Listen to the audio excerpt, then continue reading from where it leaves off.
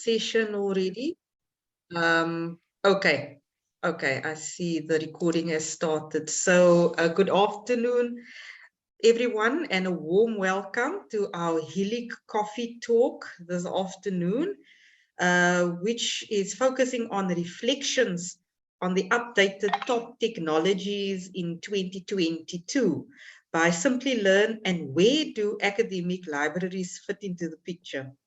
I am Dr. Kleinveldt, HELIG Chair and an academic at CPUT, and my colleague, Mr. Jonathan Nyebeleza, an assistant librarian at Northwest University and also HELIG Northwest Branch Convenor, will be facilitating the discussion today. Please feel free to raise your hand or to type your questions and comments in the chat space throughout the session. Now, the purpose of the HELIG Coffee Talk sessions are to provide a space where we can engage informally online on various topics and issues in the field over a cup of coffee or tea. And when the topic is heated, it may lead to a round 2 of the discussion or may develop into hosting a workshop, hands-on training, and so on. Now, we often boast, supported by the literature, that libraries are at the forefront of embracing emerging technologies. However, to what extent have libraries incorporated these top 18 technologies that Simplilearn presented? It is therefore an ideal time to have this conversation about where academic libraries fit into the picture. So without further ado, I would like to hand over to my colleague, Jonathan, who will start our open discussion this afternoon, highlighting aspects about, and we're starting with a list. So we'll start with the top technology and work our way down and unpack and just have a discussion on where are we incorporating these technologies into our library services, or how should we be thinking about these technologies and the way forward? So Jonathan, over to you. Good morning, colleagues. Thank you very much, Dr. Lynn, for this opportunity. And I believe that it's a great thing that we do engage in such topics, given the fact that new trends and technology emerge constantly. I don't know, Dr. Lynn, I'm going to mix them up. I don't know if I'm going to put you off, but I've mixed them up. Okay, no problem.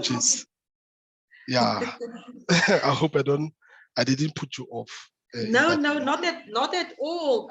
If you want to start with another one, it's fine. But perhaps I thought just to set the scene, and perhaps we could just list the top 18 so that the audience are aware of how they have been listed, and then you may highlight specific ones. So that is fine. Just to list them from the top, what is currently the listed as or scored as the top technology to learn, but also to take note of in organizations, and then you may, of course, go ahead as you have planned.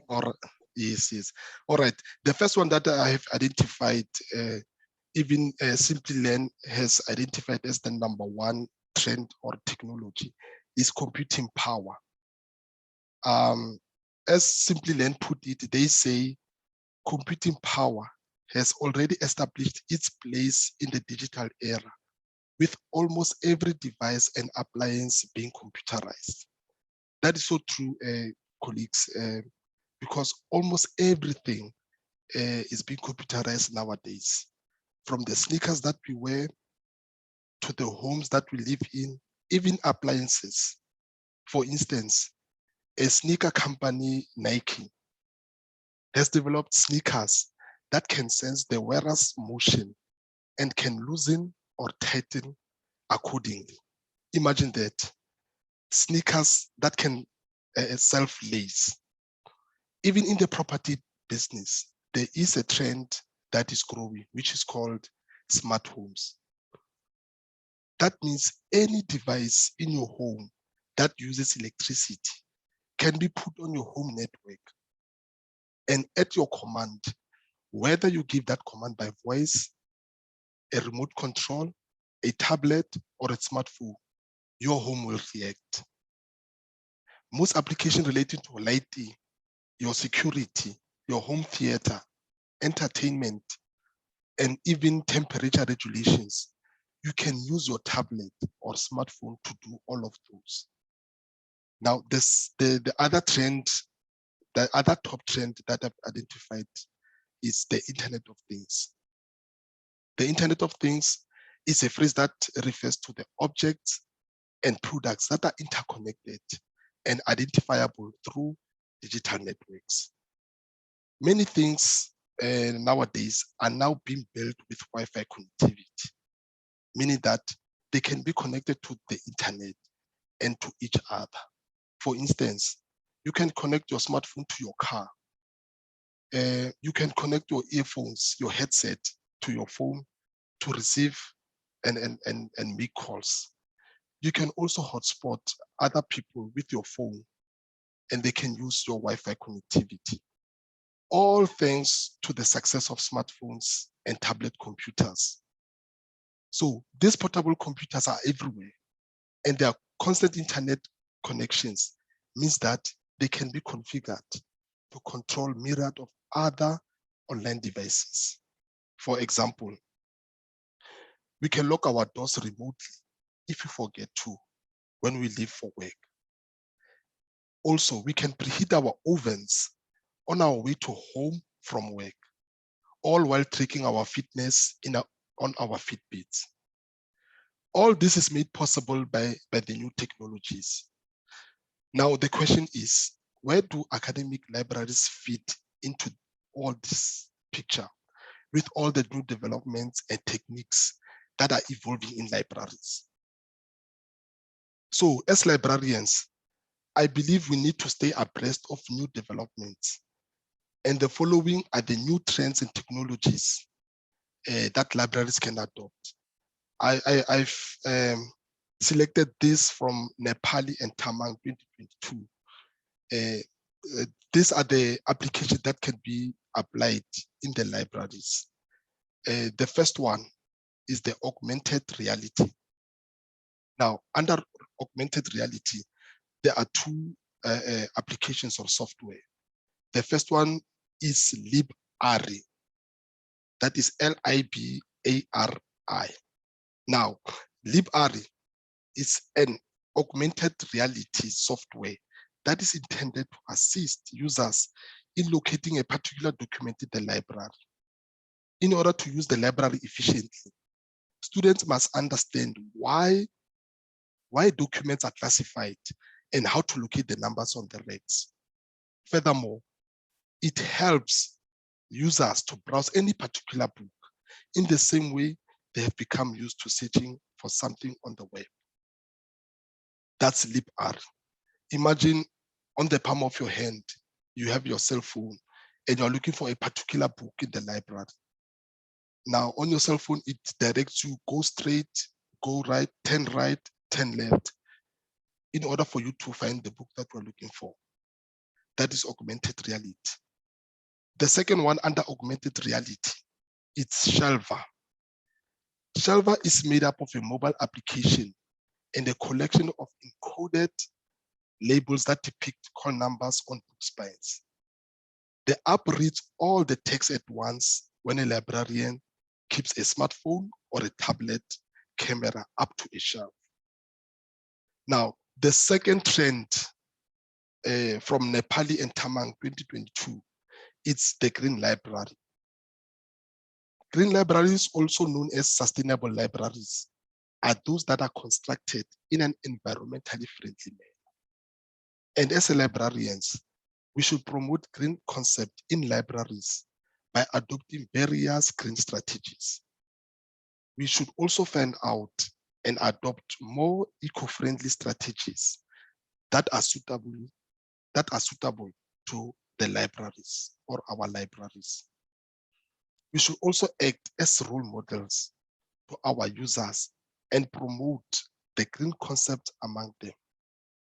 For example, if I have to bring this back to my library, I work at the education library, but currently because our library has been renovated, I am located at the main library. So from what I've seen, the advantages of natural sunshine and natural ventilation will be maximized in our new library. The site selection, the building design, energy usage, and material consideration, as well as any effects on human well-being, have all been carefully considered. And that is what constitutes a green library. So Dr. Lynn, so far, these are my suggestions that as librarians, we can adopt in our libraries. So for now, I'll throw it back to you and hear what you and other colleagues have to say about this topic. Thank you, Jonathan, for setting the scene so nicely for us and providing us with also practical examples of how libraries can, and where some have already embraced some of these technologies. But perhaps I'd just like to list them according to, and the reason why we decided to have this informal discussion today about the top new technology trends. I have been following Simplilearn because they have been updating quite regularly what the trends are, as well as what training one actually needs to go on to prepare oneself to embrace these technologies for the workplace and for organizations. And what struck me this year is how quickly the technologies are advancing, but also how quickly they are ranked and updated. So just to provide you with a little bit of information, since 2020, I've been following the top technology trends by Simplilearn, and they always publish the top 10. Then, not too long ago, they published top 9, and I thought, okay, what an odd number to publish as top technologies. And since 2020, AI was ranked at the top of the list, and this was also ranked by Educore's report in 2021.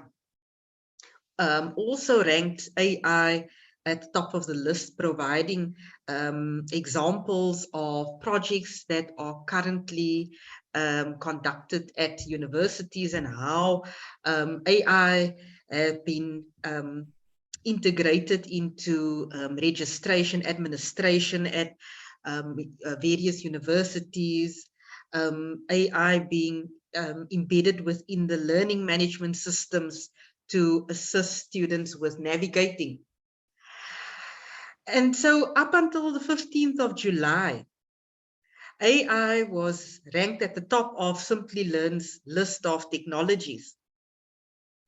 But just a few days thereafter, on the 19th of July, they updated their list, presenting us with the top 18 technology trends to learn and to know in 2022.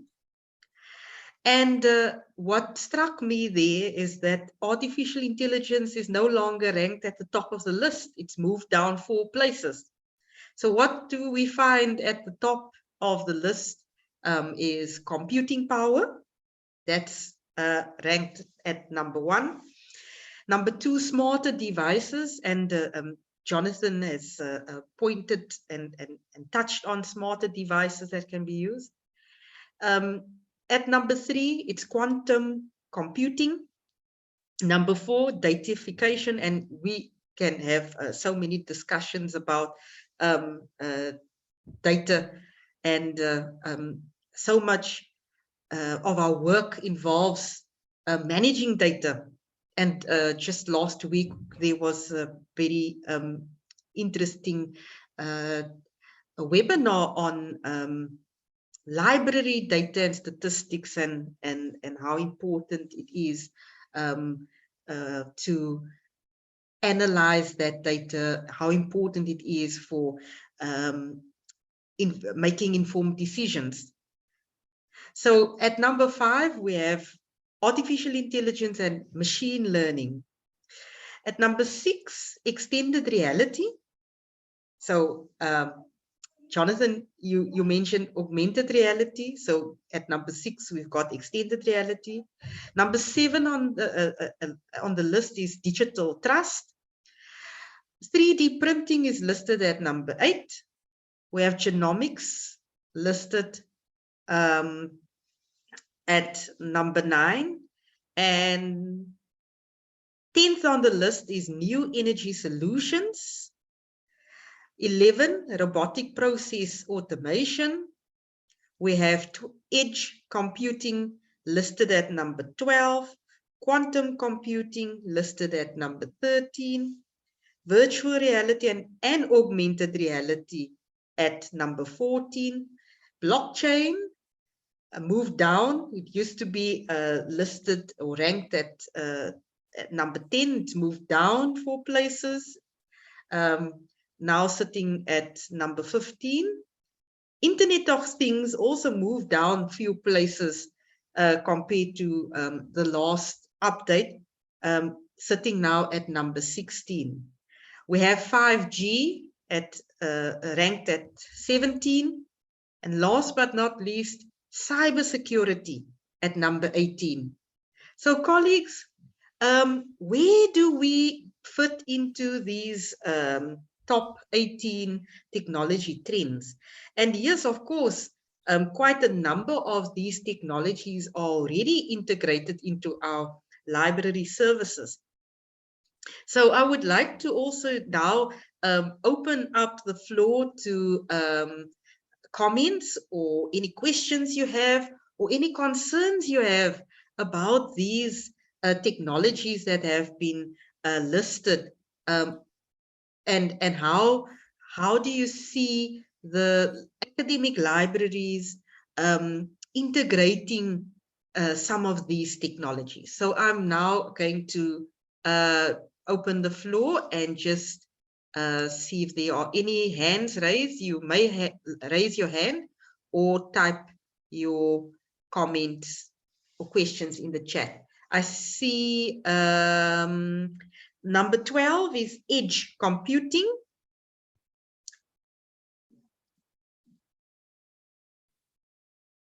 Okay, and then there's a question by Dina. What are the views of colleagues regarding TikTok as one of the trending social media technologies? Colleagues?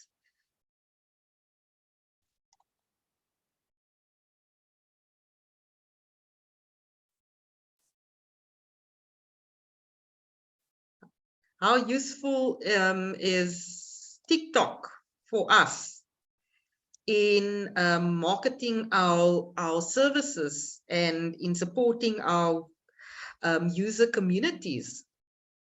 Anybody want to? Yes, Larsen, please go ahead. I see your hands raised. Okay, good morning, colleagues. Good morning, welcome. Thank you. I'm sorry I came in a bit late. I just want to say well, TikTok is one of the the trending social media areas, but I think the policies at universities is also important. What is the policy on social media at universities? That's where the social media policy comes into being, where whether it's allowed or not. And I think that is lobbying and working with the university ICT department. I think that is something that's very important. It's not seen as a professional kind of medium as such in most universities. Thank you. Thank you, Larshan, for that. Absolutely, I think that is very, very important in terms of embracing technology or social media into the services. A lot has got to do with the policy guidelines of the university as to rolling it out. Thank you for sharing that with us. There's another comment by Teresa. I believe, first of all, we as academic librarians, we need to keep on keeping up with all these latest technologies, how they work, etc., so that we can add to our information literacy sessions and show our users how to use these now in the digital economy. Absolutely. I'm not sure whether you are aware of the chatbot that was launched at the beginning of this year called Lesedi. And the purpose of Lesedi is to support the public, the young generations, to acquire digital literacy skills. So I've got Lesedi on my phone, and I played around with the bot just to see what it covers, and I found it to be quite useful in supporting the public and to assist them also with awareness around using technologies, cybersecurity issues, and so on. I think it is really useful that we do keep up. And I see that Ingrid shared a source with us: libraries breaking barriers through TikTok, enhancing access and visibility. And it's by Dina. Oh, okay. Thanks. Well done, Dina. And it's a recent publication. It's 2022. So thank you for sharing, and possibly Ingrid, it could be one of our lineups for a journal reading club session.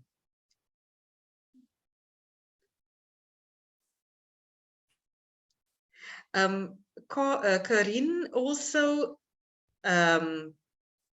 made a comment: how can libraries ensure data security with digital trust and cybersecurity in the new top 18 list? I actually, Karin, to just add to your comment or question, I found it quite odd that cybersecurity was listed right at the bottom of the list when it is becoming so important, especially with the new technologies, that we need to take that into consideration. If we're talking about datafication and how we are already in this world of data overload. But what about security? What about ethics? Yes, a lot of these technologies are heavily dependent on data, but it's really these are the discussions we need to have regarding cybersecurity and and digital trust.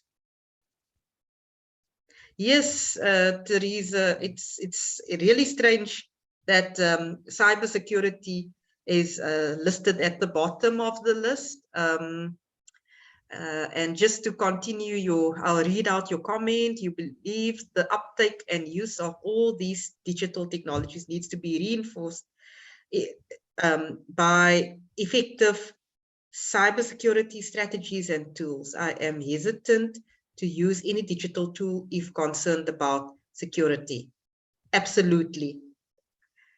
Is there anybody else who would like to raise their hand and just unmute the microphone and share their thoughts?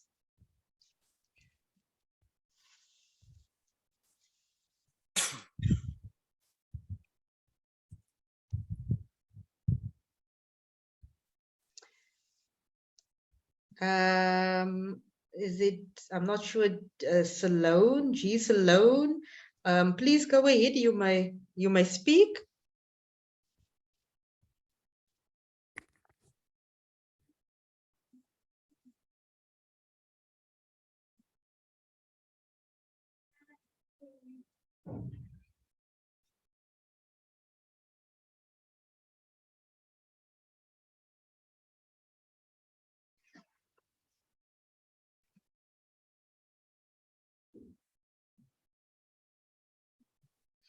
Okay, so I just wanted to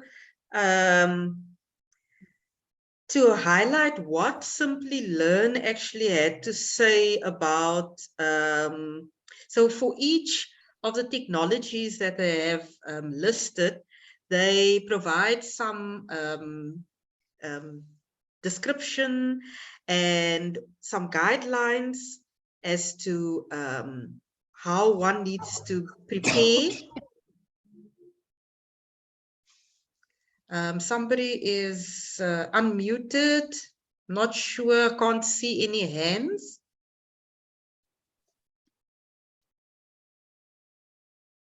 Okay, okay, no problem.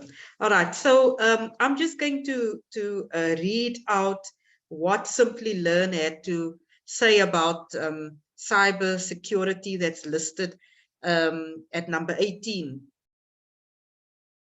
So they state that cybersecurity might not seem like an emerging technology, given that it has been around for a while, but is evolving just as other technologies are. There's in part because threats are constantly new. So we have hackers who are trying to illegally access data that are not going to give up on at any time soon, and they will continue to find ways to get through even the toughest security measures. It's also in part because new technology is being adapted to enhance security. As long as we have hackers, cybersecurity will remain a trending technology because it will constantly evolve to defend against those hackers. As proof of the strong need for cybersecurity professionals, the number of cybersecurity jobs are growing 3 times faster than other tech jobs.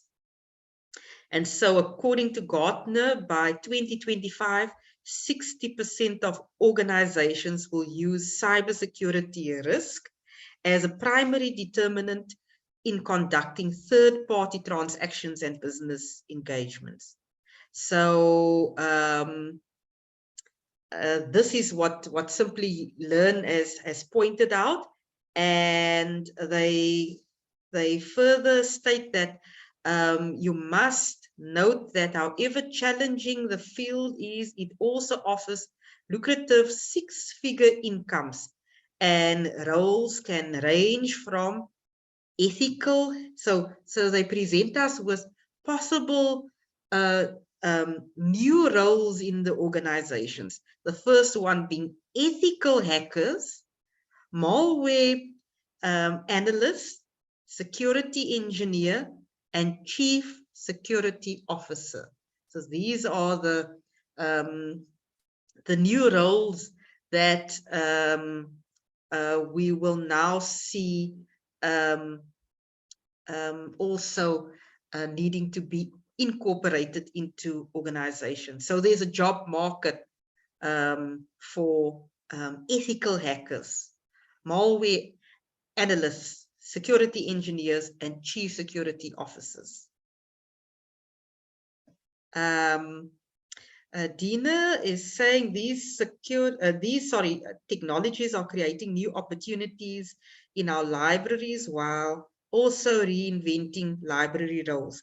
It is critical to reskill and sensitize librarians in these areas. So the question is, are we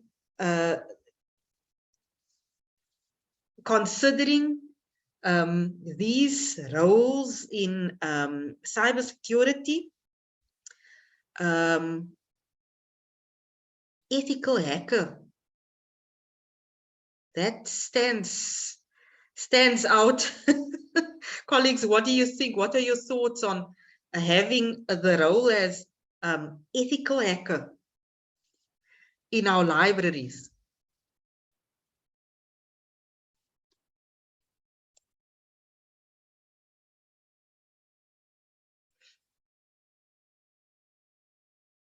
Jonathan, I don't know if you want to add any comments or any of the other technologies on the list that you would like to highlight.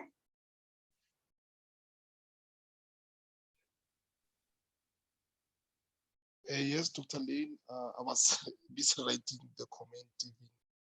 Okay. But I can just say it. Yes, please. Yeah, with regards to cybersecurity, normally when there is maybe an attack, maybe on the networks of the university, it is normally attended to by the campus IT. So I just want to know if maybe colleagues have an experience of an attack to the library's network systems per se, not the university, if maybe they have experienced that or not. Thank you, Jonathan. Good question. Colleagues, have you experienced any of this? One disturbing experience not too long ago is there's somebody that constantly hacks into one's Gmail account and sends emails to HELIG members and asking for all sorts of things and everything. It's leading to making payments and EFTs, and it's quite disturbing. I don't know how many of you have experienced this, but it's disturbing and quite scary that you find out from colleagues that I've responded to an email, but it's quite strange that you would ask me to make a payment and so on. And these things are happening quite often and quite scary. So colleagues, please share with us if you have experienced any of this.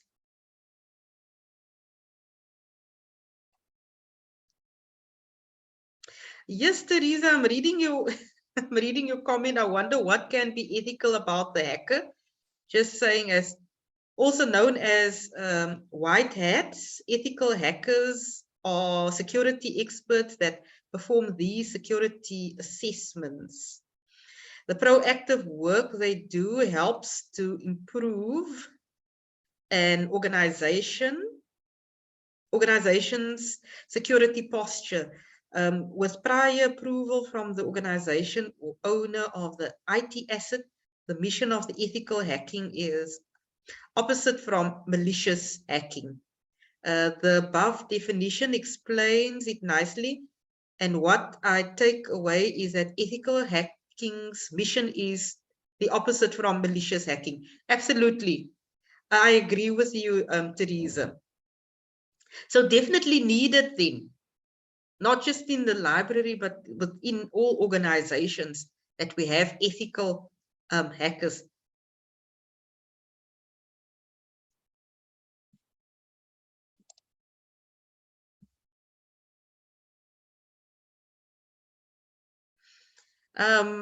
Colleagues, would anybody like to share any of the experiences you may have had in the library with regards to hacking?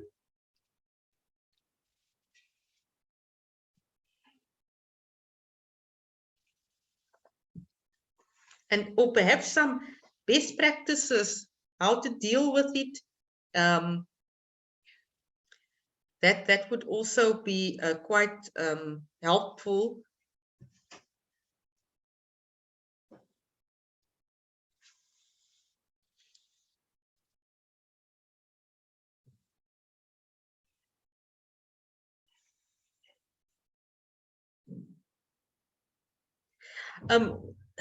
I'm just looking at the number 17 on the list of top technology trends, which is 5G. Just recently, I was in participated in a roundtable discussion with MTN, and the discussion was around 5G. Of course, this is linked to the next technology trend following the Internet of Things. So we've moved from 3G, 4G, and there's been quite an ongoing debate about 5G.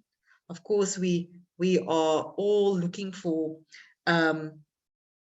speed, for stable connection, and being able to work with big data, and everything needs to happen quite fast. However, there's quite a low uptake with 5G, and here we can see already, just looking at where it is placed on the list, it's ranked at number 17. So colleagues, what are your thoughts? I know 5G has got a lot to do with one's devices as well. So smart devices are ranked much higher up on the list, but then we see that 5G is quite low on the list. But in my mind, the two are connected, and one needs to have compatibility in order to embrace 5G. So what are your thoughts?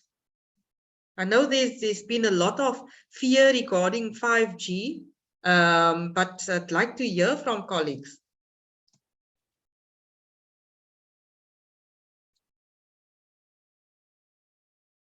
I'm reading Ingrid's comment. Librarians have an obligation to be ahead of the curve, to know more than the patrons do about new technologies, and to understand how the use could improve library services.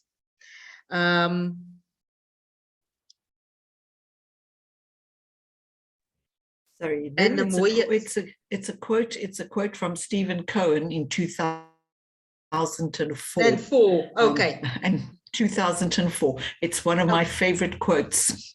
Okay, thank you for adding. And Namoya, yes, indeed, Namoya's comment, hacking is mainly dealt with from the main IT environment.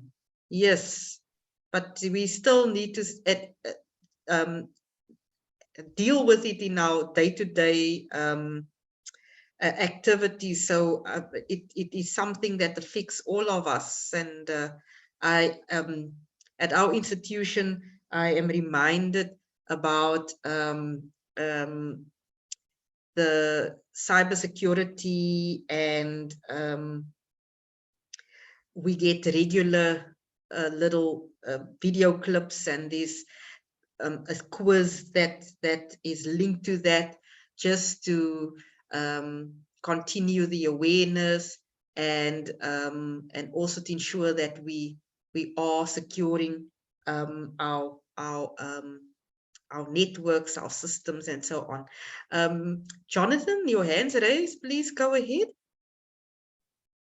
Thank you, Dr. Lynn. I just want to comment on the quote there, that we have to know more than the patrons do.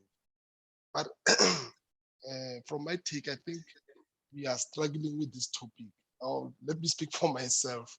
I've struggled with this topic of this top 18 trends. I don't know if maybe it has to go to the LIS curriculum. Maybe we need to learn more about these new trends. So that's my comment, that I'm struggling. That's why maybe you see colleagues, they don't comment that much about it. Yeah, Absolutely. Thank you, Jonathan. And yes, this is the whole purpose of the coffee talk, is to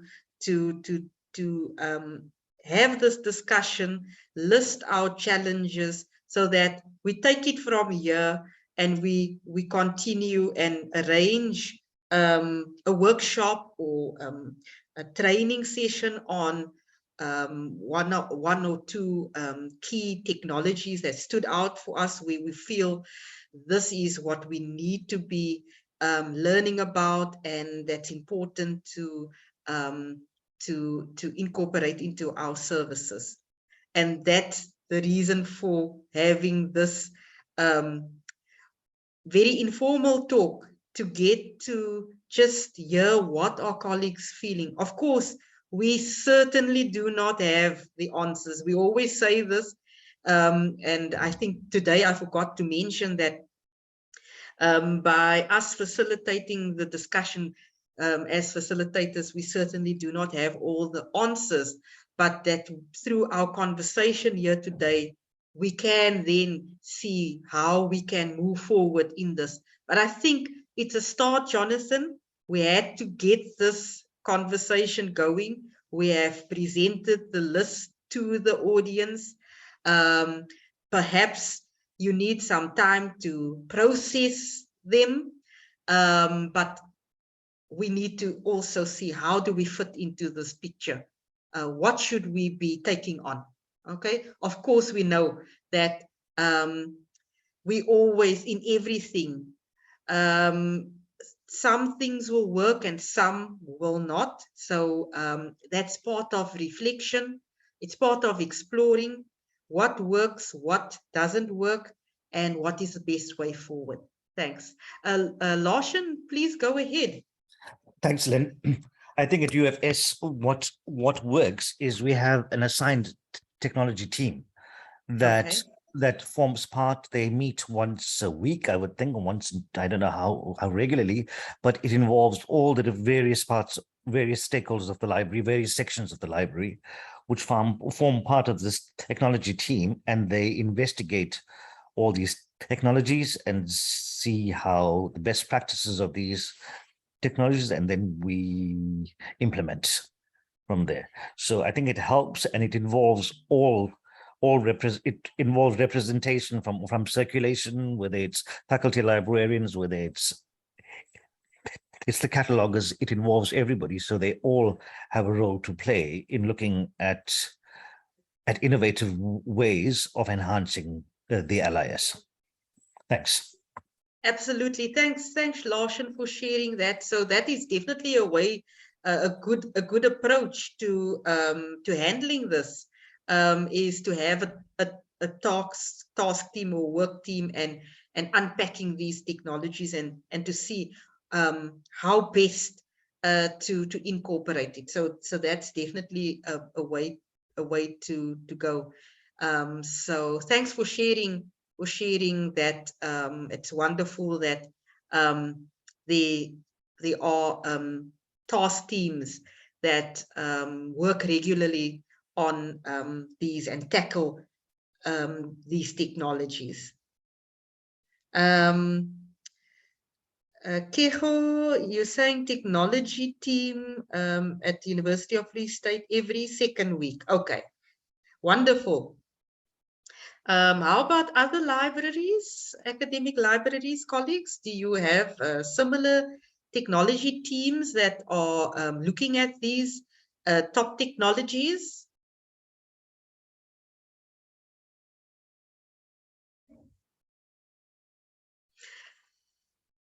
So perhaps I need to put it out there. What would you like, now that we have presented you with the top 18 technologies for 2022, what would you like HELIG to arrange as a training session or workshop from this list of technologies? If colleagues could just type it in the chat, that would help.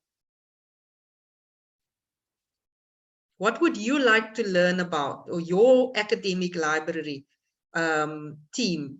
What would you like to learn about? And from these 18 technology trends.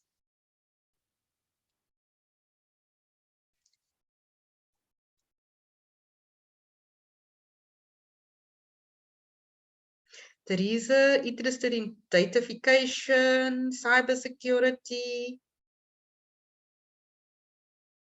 Edna, thank you.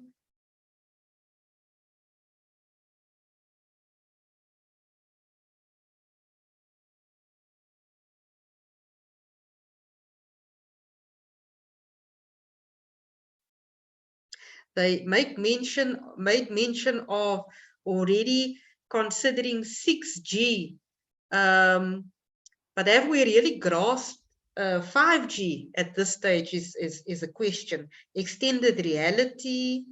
Thanks, Sitin Bile, Jonathan. Integration of LIS technology services into Blackboard, Moodle, absolutely.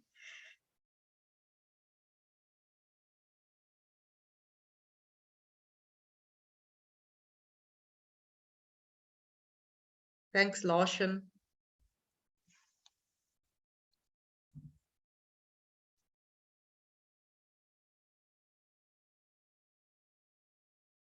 What about the smart devices and our library services? Is it time for us to start thinking about specific smart devices that we can incorporate into our library services, perhaps on a short loan basis for users to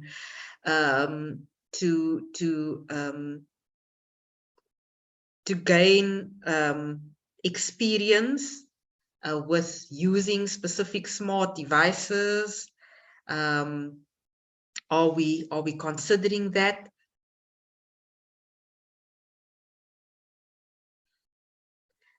Absolutely. Digital literacies are really very, very important. And I really think that the Lesedi bot that was developed for the public to obtain digital literacy skills was a good starting point, and it made me think of how far we can go with information literacy as well in integrating these technologies into our information literacy training. Anke, how do we respond to the technology preferences of our users, meet them where they are at, given all the policy constraints as mentioned? Are we agile enough? Good question. Teresa, yes, smart devices is definitely here. We trialed loaning out power banks at one of our campuses a while ago. Oh, that's interesting. Thanks for sharing.